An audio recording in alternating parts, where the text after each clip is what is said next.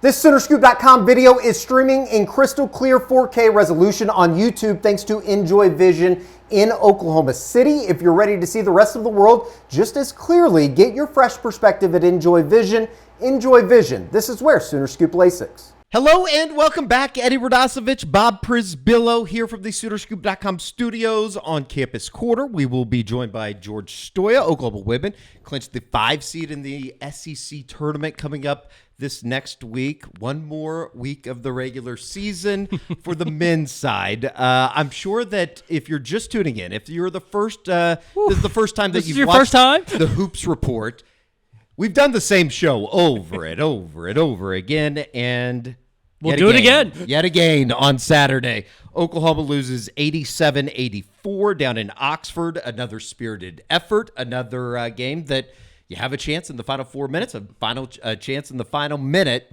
Just not able to make enough plays despite Dayton Forsyth career high 25 points on Saturday, 23 coming into the second half. A number of big threes that seemed like an answer three to get them back into the game or to get back level with Ole Miss. And yet again, it is a familiar foe in Sean Padula that nails the go-ahead three to put him up and a lead that they would never relinquish. Bob, Oklahoma now 17-12, 4-10 in conference play, and somehow, some way, Joe Lunardi's still letting him inside the NCAA tournament bracket. Another big week, though. Missouri coming up on Wednesday, 7 o'clock to close out the home slate, and then they go down to Texas, and it might be a win in and you get in type of game. We'll see what happens with the Horns, but another I want to say a miserable loss, but it was a spirited effort. You're just not able to get over the hump. It is copy and paste what Porter Moser said after the Kentucky game. Like, I hurt for the guys. I love the fight. I love the effort, but I hurt for the guys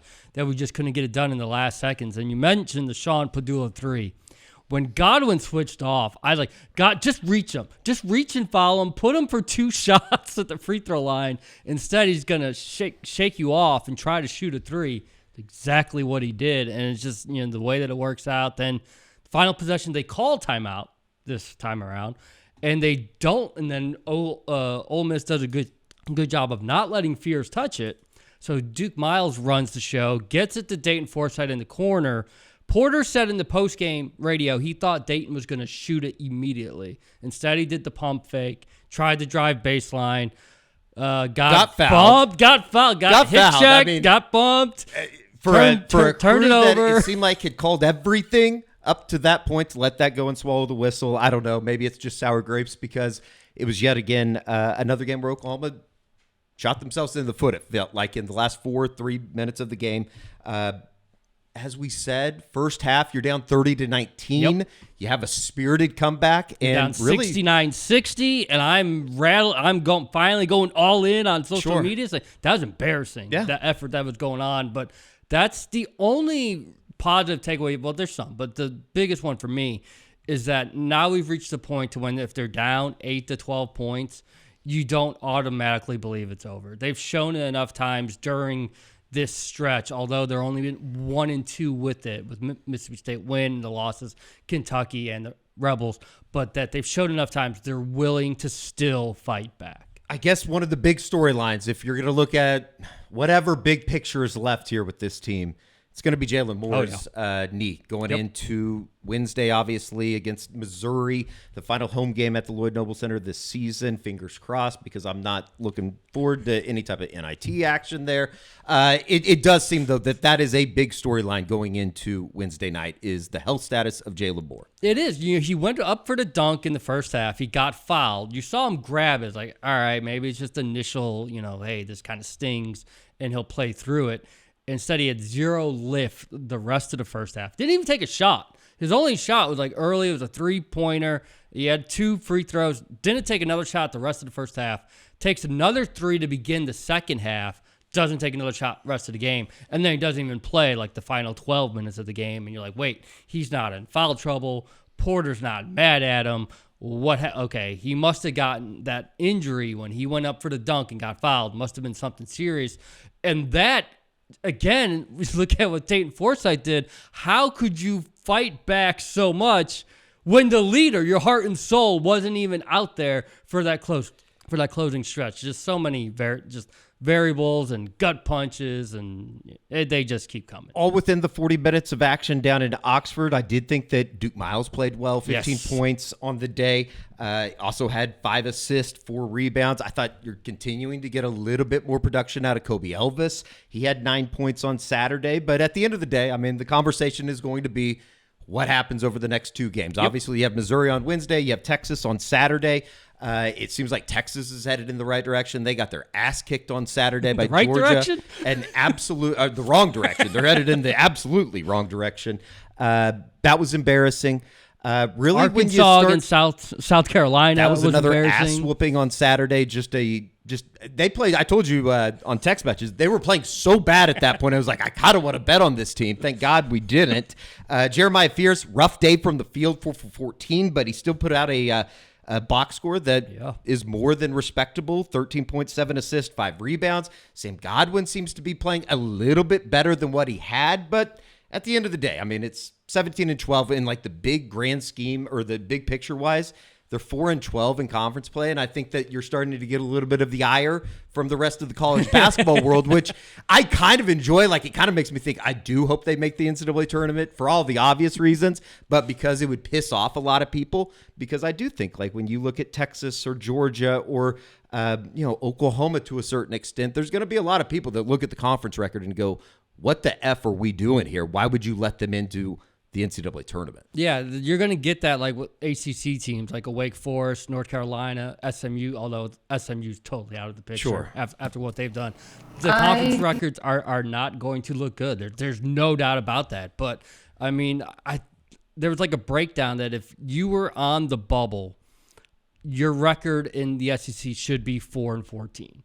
Like, that's almost how it should be just because of how loaded that top half is. And it proved it in November and December, too. That's the only, you're going to look at conference records and you're going to say, what did all these teams do in November and December? OU was part of that with Arizona and Michigan and Louisville. They did their part in terms of building up what the SEC was able to dominate during the first 2 months of the season. But to me, they go 2-0 this week. They're firmly in. If they go 1-1, you need help in Nashville. You actually need to win a game or two in Nashville. But I think if you beat Missouri, that's going to end up being your best win of the entire season. Sure. If you win in Austin, not only would it be Porter Moser's first win against Texas, which sounds incredibly hard to say, but you also knock the Horns out. So you got things going for you. It's just, can you keep bouncing back up after the gut punch of Kentucky, the gut punch of Oxford? Do you still mentally have it in you to rise back up and be ready to go? Such a sick world we live in, because they do, I guess, still have a chance. As you said, obviously, they're still in the tournament as of today. And the terrible bubble. Bubble. Nebraska had it all for its own and loses at home to Michigan. That's okay. But then you can't lose at home to Minnesota. Sure. Like, these teams are blowing it left and right. If you want a game to watch this evening, Wake Forest and Duke is the one. If Wake Forest wins, now you're in a real pickle. Demon Deacons lose that one. They've got nothing to say that they've earned the right throughout the course of their entire season. So the bubble has just been historically bad, I think. There's a bunch of bad teams trying to get into this tournament. There's some bad teams fighting for that last 4 buys, last 4 in. The only teams playing their way in are Indiana and Xavier. I was going to say, everyone else is it would be a crime if a team like Xavier didn't get into the NCAA tournament. And you're going to have to watch over the next couple of weeks as mid-majors start up this week.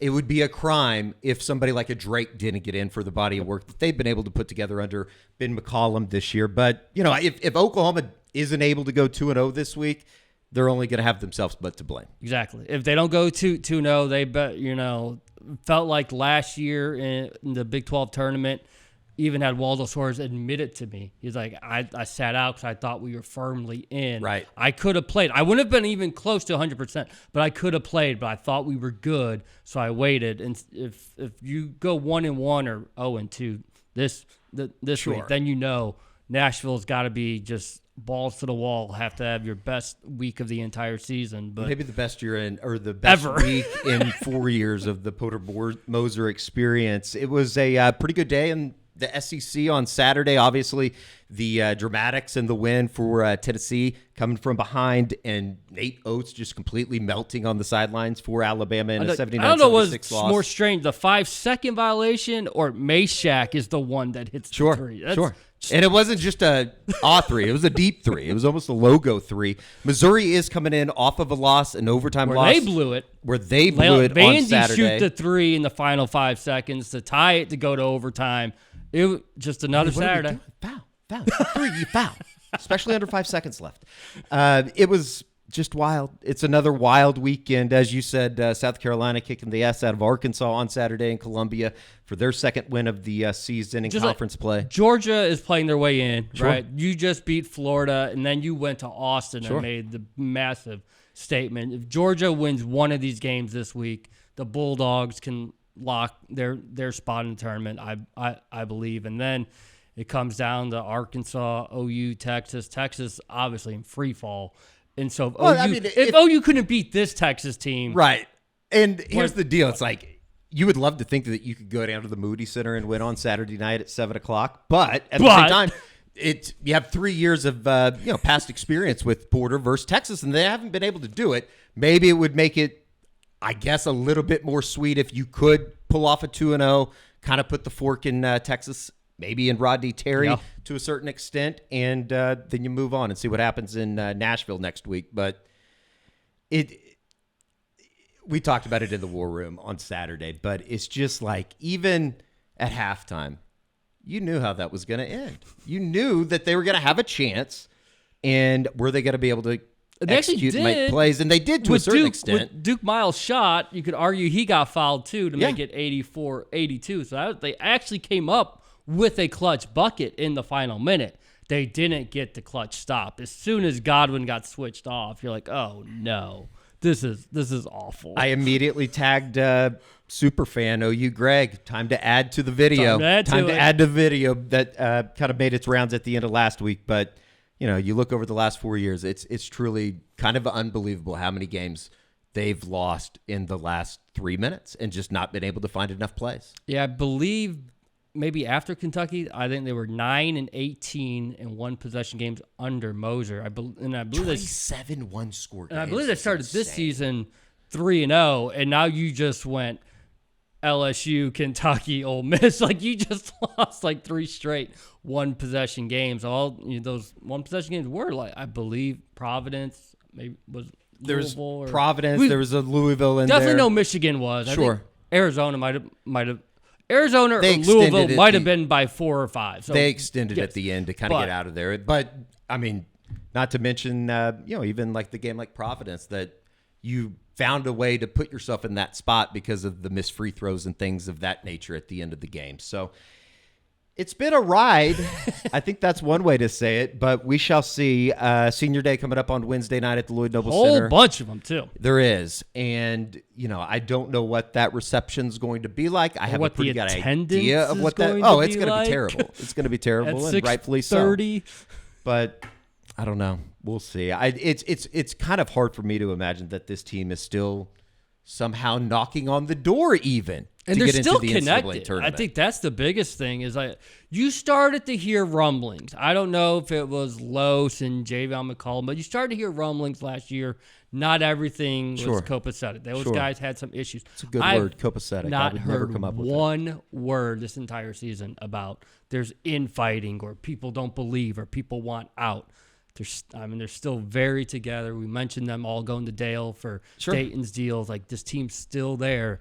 Just got to figure out the final 10 seconds. You got to be able to figure out a way to win a couple games this week or your season will be over. I guess the worst, the flip side of it could be worse. You could be like 19-10, like a Kansas team that has their head coach tweeting out, hey, we tried hard today, like Bill Self had to do on Saturday after they get beat in Lawrence against Tech. Zeke deleted his account. Zeke Mayo did? He did. After the tweet? He initially had, the post up about the threats and stuff, and then you look at it yesterday, and now his account doesn't exist. Unbelievable. You would think that like Kansas and UConn are going through a season that I think a lot of teams would strive for and kill for to get into that spot. But at both those schools, it's like this team sucks and they should just disband basketball, it seems like. I don't know. We'll see. Kansas headed to Houston on Big Monday. It's the first time that I can remember truly in like the last 30 years. I have no expectation that Kansas can keep it close, let alone win a basketball game. That's Big 12 talk for you, though.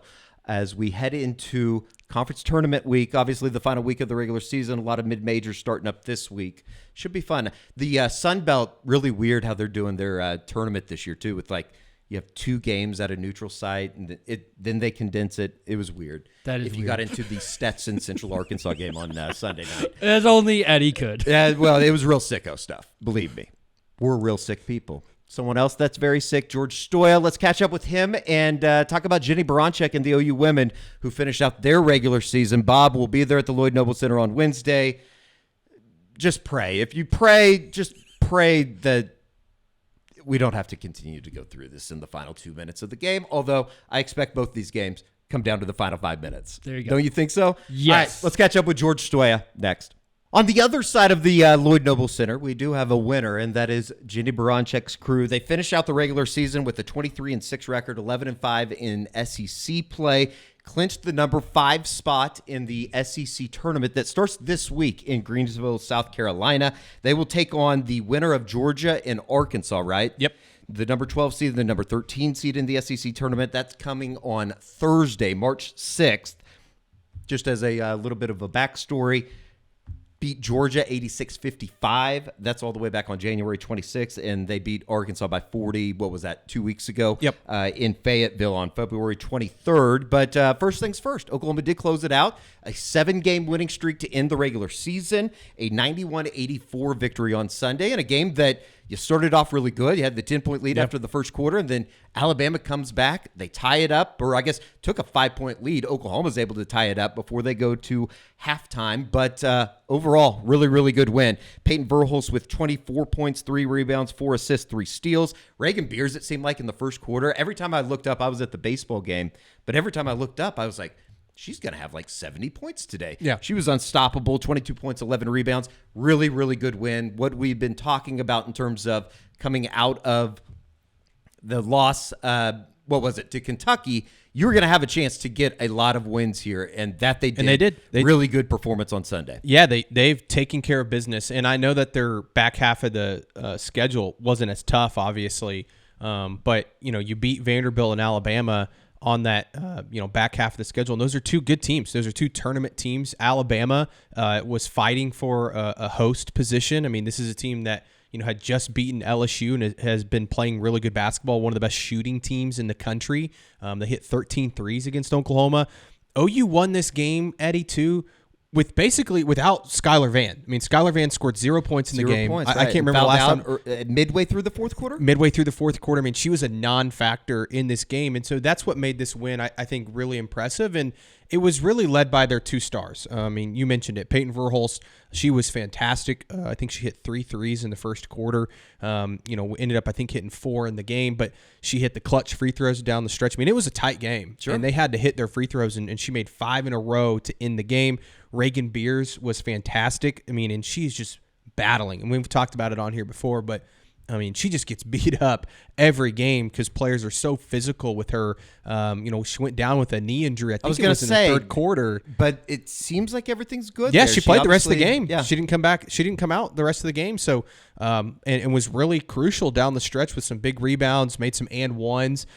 So when those 2 are playing like that, Eddie, this is a Sweet 16 type of team, and that's what, if we want to get into it, the conversation now, they are playing their best basketball right now, and they are also, looking now at maybe possibly not only hosting. I think they're a lock to host, no matter what happens in the SEC and that's tournament. Top 16. Right. Or the number 10 in the AP poll right now just came out right before we recorded this. So I feel like they are definitely a lock. It's now, can they be a 3 seed? And who knows? You go win, several games of the SEC tournament. Let's say they upset somebody. Maybe they jump all the way to the 2 seed. I don't think that'll happen, but they are playing really, really well right now. As the 5 seed, the way that the SEC does it with the men and the women, the top 4 get double buys. Yep. 5 through 8 get the single game bye. So Oklahoma, as we said, will take on the winner of Arkansas, Georgia. That would be on Thursday at 12:30. A quarterfinal matchup would await with Kentucky, the number 4 seed. And that's, you look at their, where they are in the SEC tournament. I like it because one, you mentioned how you're bad missing the big three, right, if you will. And so you can, one, they should beat Georgia or Arkansas. You mentioned it earlier. They kind of dominated both those teams. You assume they win that. To the tune of a 29-point win and a 40-point win. Yeah, and then you turn around, you play Kentucky, a team that you were in the game with. I mean, they were very much in that game. I think Oklahoma can beat Kentucky.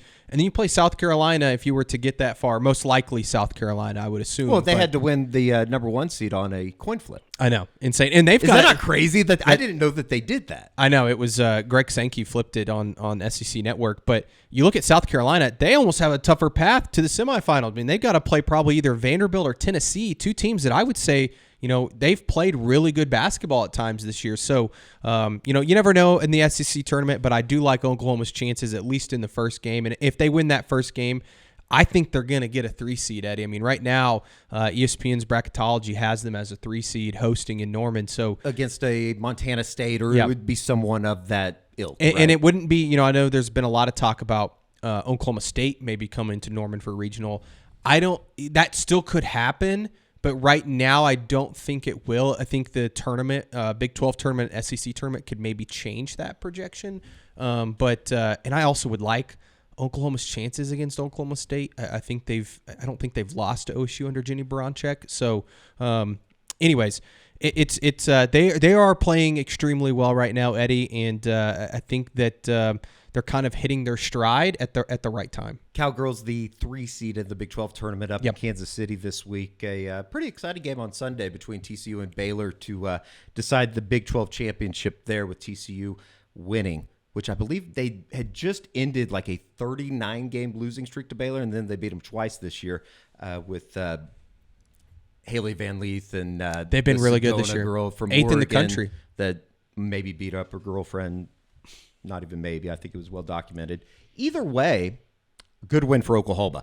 And as you said, it does seem like they're playing some of their best basketball of the year at the right time.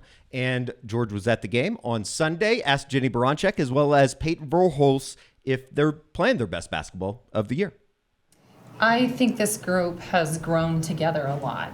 And there were plenty of opportunities to exit, and there were plenty of opportunities to feel sorry for ourselves, and there were plenty of opportunities to say what was us.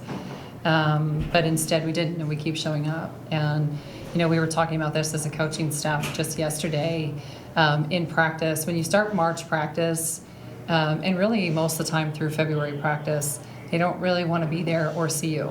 And sometimes the feeling's mutual, right? But I love showing up every day. I think their energy is really good. I think in the last few weeks they've grown closer, and you can see it on the floor just kind of blossoming. You can see the depth. You can see the balance. You can see the let's cover for each other. Sky had a tough night, so other people picked it up. But nobody was mad. Everyone's like, okay, I just got to do it for her. And I think that was something that this team has continued to do, is really try to cover for each other. And when you cover for each other, you don't feel bad for each other. You just cover for each other. And when you cover for each other, then, you love each other even more, that you can tell each other the truth. And so they're telling each other the truth. They're growing, and therefore it's coming out on the floor at the right time. So do I think that we're rolling at the right time? I think so. But again, I don't care if you're winning or losing, if you're getting better and you're playing. I mean, now obviously you want to win every game you play. But you can tell right now we're playing different. We're playing better. We're more connected on the floor on both ends. And obviously it's a good time to do that. Now I feel the same about Alabama. I think they're pretty good right now too. Absolutely. I mean, we have such a long season too that I think our seniors have done a great job of stepping up, and I think really setting that culture for us this year. And like you said, I mean, we went through a tough patch, and now obviously we won 7 in a row, and I feel like it's easy for people to feel good when we're winning. But I think that our seniors brought that, like, when we were going through the rough patch too. And I think it started then, and now it's blossoming. And I mean, obviously, again, she said Alabama is really, they're turning to right now. And I think that's probably a lot of SEC teams right now. I mean, there's a bunch of gamers in this conference. So I know when postseason tournaments come around, everyone's going to be feeling good. So we're excited. Sahara Williams with a really nice performance on She's Sunday been great as well. lately. 15.6 rebounds. And it almost seems like here over the last couple of weeks, as Coach Baranczyk said, they're getting a little bit of everything from just about anybody that touches the court. Lexi Key's starting to shoot the ball pretty well too. Yeah, look, the depth of Oklahoma, I think, is really starting to show, especially against some of these teams that maybe aren't the elite teams. When they bring, Lexi Keys off the bench, Liz Scott, who, she may not fill up the box score, but she does a lot of really good things on the defensive end. She's very physical. Even Beatrice Colton comes in at times and does some really good things for him. Nevaeh Tot, who was a 4-year starter, and now all of a sudden she's coming off the bench, and I know her minutes haven't been as good, but she still knows what they're asking of her. So, and Zaya Van, I think, has been spectacular as a true freshman season. Yeah, so they have all these girls where if a Skylar Van is in foul trouble or whoever, you have these girls that can come in and hit shots, can help you, can contribute, know what you're asking for on both sides of the court. So that's where I think that it's really playing, and they're just moving the ball better. We talked early in the season, they were turning it over. They've limited their turnovers just lately. 15 on Sunday. Yeah, I mean, if you can keep it in that range, Eddie, you're going to be really good. And they lead the conference. I don't know if you knew this, but they lead the conference in assists per game at almost 22 assists per game. The next closest is 17. It's crazy, and especially considering the teams that are in this conference, right? I mean, and that's the thing about OUs. They may not have some of these girls that are going to give you 40, right? And I'm not to say Verhulst or Reagan Beers couldn't do that, but it's very equal across the board. You get 22 from Verhulst or from Beers, and you get 24 from Verhulst, and then you get 15 from Sahara Williams, and then you get 8 from like 4 different girls. That's a recipe for success. So they're well balanced. They're playing good basketball, and at the end of the day, Eddie, I think that this group is exactly what we thought they'd be. Are they the best team in the country? No. Could they go on a run and compete with some really, really good teams? Definitely. They just have to continue to play clean basketball and continue to believe in that system that Jennie Baranczyk has installed. The party moves to Greenville, South Carolina for the SEC tournament, but as George said, it feels pretty good right now that Oklahoma will be hosting the first and second rounds at the Lloyd Noble Center coming up in a matter of, what would it be, 2 weeks? Yeah. We'll see. George did ask Jennie Baranczyk after the game if she feels like they've done enough resume-wise to be hosting. I think there's no question this team deserves it, and obviously we have to go and play really well. And I think I don't even question that we're going to play well because they love each other and care about each other so much that they're just having so much fun playing. Like, we're going to play well. Obviously, you want the result to go your way. But no, I think it's important, especially the last couple years we've been knocking on the door, and the year before that we weren't ready for it. And so now we want it. We really want to host it. We need people to keep coming. We need more people to come. We need to show that Oklahoma is important, and that goes with the NCAA tournament on a national level. That our game is as high as it's ever been. We need to make that more in our state. We need to get more people. And also in the SEC, you're not going to places. The top teams in the country are averaging 5 figures. Mm-hmm. It's different. They're averaging that. On an icy day, you go to Tennessee and they're at 11,000. We didn't going to South Carolina where it's literally 18,000 people. It's 18,000. It's you can't, and they're in it. It's not just people that just maybe paid for a ticket or didn't actually show up and there's empty seats. Like, they're there. So it's different. Playing at LSU, that was different. Those places, there's a reason that they win. And the reason they win is because they've really built an incredible fan base that supports them. And so we just need to continue to build our fan base. I thought they were loud. I thought they were engaged. I was so proud of that. I felt so good about it. And it had an impact on the outcome of the game. You cannot tell me that it didn't. Especially when we had to get a defensive stop. That's when our fans were on their feet. And guess what? We got the defensive stop when we couldn't before that. So we want to continue to have fans really engaged and invested in this team. And I think when you come and you watch and you fall in love with the team, because I know the team falls in love with our fans too. As Coach Baranczyk said, I think you can say a lot of things about the Lloyd Noble Center just in general, the basketball programs just in general. But what she's been able to do here over the first 4 years since taking over for Sherry Cole, 25 wins in 2021, 26 wins in the regular season, obviously, in 2022, 23, 2 seasons ago, and then this year, 23. Pretty incredible that they're able to, when you look at the SEC tournament and just you look at the top 4 teams, and I think everybody is pretty well aware of what South Carolina and Texas and LSU and Kentucky have done. But Oklahoma's right in that contention with some of the upper echelon teams in the country. Yeah, and I would even, look, like, are they South Carolina or Texas good? Probably not. I mean, those might be the 2 best teams in the country right now. USC's probably in that conversation too, Notre Dame. But, UCLA maybe. Yeah, UCLA. But I'd put them in the same category as Kentucky and LSU right now. I mean, LSU's lost 2 in a row now. I think that Kentucky's kind of had an up and down season. Obviously, a good season, but, got Oklahoma earlier this year. But OU's right there. When they play like they did on Sunday against a good Alabama team, they can play with just about anybody. And that's what... I hope fans see that. I hope they come out because they are going to host. I feel confident in saying that. They're going to host a regional. I hope the fans pack the LNC because they deserve it. And I think that this feels like the year, Eddie. We've talked a lot about Jennie Baranczyk and the success she's had.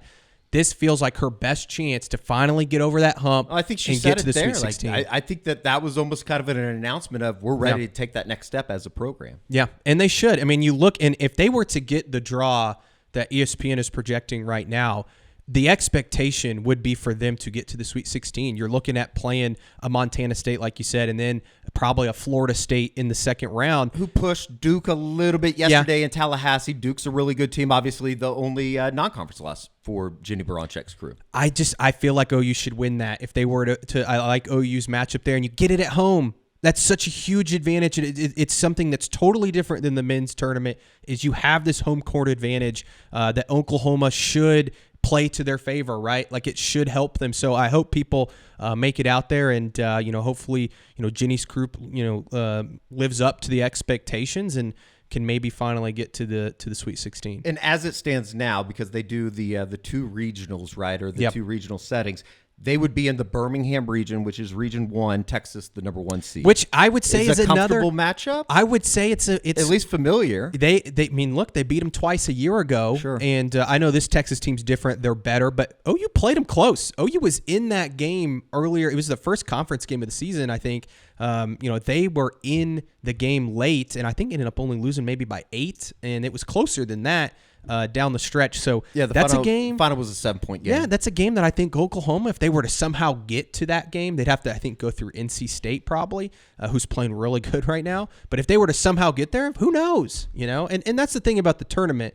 And it's not just the men's side, but the women's side. You just never know. And if you're playing really great basketball like OU is right now, who knows what you can do. Texas had some kind of interesting scores over the last couple of weeks. Obviously, an emotional return for Vic Schaefer to Starkville. They were able to kind of squeak out a win and then kind of went through the motions a little bit against Florida in the first half before running away and winning to share get a share of the league title with South Carolina. And if then you told me you lost the coin flip. Let me ask you this. If you take Texas or South Carolina or the field, Texas, South Carolina or the field, in the NCAA tournament. Well, you're sleeping on my girl. Juju? She's good. Yeah. But not her. Paige Beckers. UConn. UConn is playing really UConn's good. Really, really good right Yes, now. They just won the Big East for like the 70th year in a row. I think I'd take Texas and South Carolina over the field. I think those 2 teams athletically. I don't think that you're wrong. Yeah. I think they're just, and I just think Texas might be the best team in the country. They're playing. I just said that, you could play with them, but sure. I think they might be I think they're going to get the number 1 overall seed in the tournament.